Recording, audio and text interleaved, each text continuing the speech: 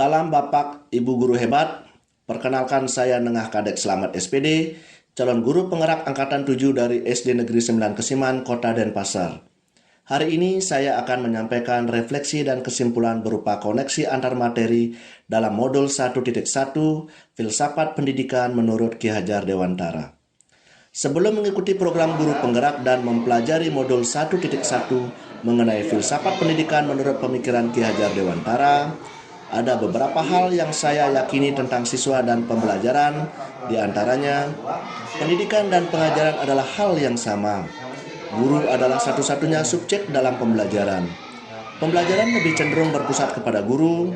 Tanpa diberi penjelasan dengan ceramah, melalui pembelajaran klasikal, siswa tidak akan paham. Pembelajaran merupakan suatu proses transfer ilmu pengetahuan antara guru dan siswa. Guru adalah satu-satunya sumber pengetahuan selain buku pelajaran. Kelas adalah satu-satunya tempat belajar. Siswa adalah kertas kosong yang bisa kita tulis sesuai keinginan kita. Hukuman dan kemarahan adalah cara satu-satunya untuk mempertingkah laku siswa. Pembelajaran sama untuk semua siswa tanpa memperhatikan karakteristik siswa. Setelah mempelajari modul 1.1, ada banyak hal yang berubah dari pemikiran dan perilaku saya. Ternyata, pendidikan dan pengajaran adalah suatu yang serupa namun tidak sama. Pendidikan merupakan suatu proses menuntun segala kodrat yang ada pada anak agar dapat mencapai keselamatan dan kebahagiaan yang setinggi-tingginya, baik sebagai manusia maupun sebagai anggota masyarakat. Sedangkan pengajaran merupakan bagian kecil dari pendidikan yang merupakan cara memberi ilmu yang bermanfaat untuk anak-anak baik secara lahir maupun batin. Setiap peserta didik adalah pribadi yang unik.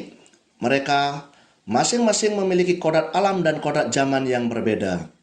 Kodrat alam terkait dengan lingkungan alam, keadaan geografis, dan sosiokultur masyarakat setempat. Sedangkan kodrat zaman terkait perubahan zaman, penguasaan teknologi, dan bekal keterampilan abad 21. Setiap peserta didik memiliki karakteristik, gaya belajar, minat, bakat, kesiapan kondisi ekonomi, dan motivasi belajar yang berbeda. Ada siswa yang memiliki inisiatif sendiri untuk bergerak, ada siswa yang perlu diberi teladan terlebih dahulu. Sebagai guru, kita tidak bisa memaksakan dan menyamakan semua peserta didik sesuai dengan pemikiran dan keinginan kita sebagai orang dewasa. Karena peserta didik bukanlah kertas kosong yang bisa ditulis sesuai keinginan kita. Setiap siswa unik dengan sifat dasarnya. Peserta didik bisa kita umpamakan layaknya buah-buahan. Dalam menuntun kita diibaratkan sebagai petani. Petani hanya bisa menuntun tumbuhnya buah dengan memperbaiki kesuburan tanah, merawat dengan baik, memberi pupuk, menyiram dengan air, cukup dengan matahari, dan membasmi hama. Setiap buah memiliki rasa, tingkat kekerasan kulit, warna buah, musim, bau, dan karakteristik lain yang beragam. Mereka unik dan tak bisa disamakan. Kita tidak bisa memaksakan durian menjadi pisang atau pepaya, begitu juga sebaliknya. Hal yang pasti dalam pendidikan adalah perubahan. Layaknya seperti sistem tata surya, planet-planet selalu berubah posisi dan berputar sehingga tetap menjadi keseimbangan. Menurut Ki Hajar Dewantara, ada 3 prinsip perubahan dalam dunia pendidikan yang dikenal sebagai asas trikon, yang terdiri dari kontinuitas, konvergensi, dan konsentris. Sesuai asas kontinuitas, diharapkan siswa dapat melestarikan budaya asli Indonesia secara terus-menerus sesuai dengan perkembangan zaman. Diharapkan pengembangan budaya lokal dilakukan dengan memadukan kebudayaan asing yang dipandang dapat memajukan bangsa Indonesia dengan memilah dan memilih kebudayaan yang sesuai dengan kepribadian Pancasila.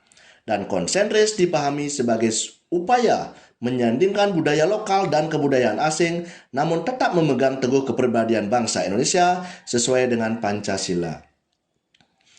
Setelah mempelajari modul 1.1, ada beberapa ide perubahan yang muncul dalam pemikiran saya untuk penerapan filsafat pendidikan sesuai pemikiran Ki Hajar Dewantara di sekolah dan di kelas. Di antaranya, melakukan tes diagnostik non-kognitif dan kognitif awal untuk mengidentifikasi karakteristik siswa, merancang pembelajaran yang berpusat pada peserta didik, menggunakan model pembelajaran yang kreatif, inovatif dan menyenangkan, serta mengakomodir perbedaan karakteristik dan kebutuhan siswa dalam pembelajaran.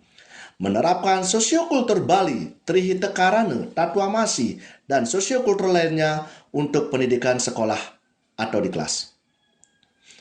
Menekankan pada siswa bahwa semua orang bisa menjadi siswa dan semua bisa menjadi guru sehingga kita bisa belajar dari siapapun.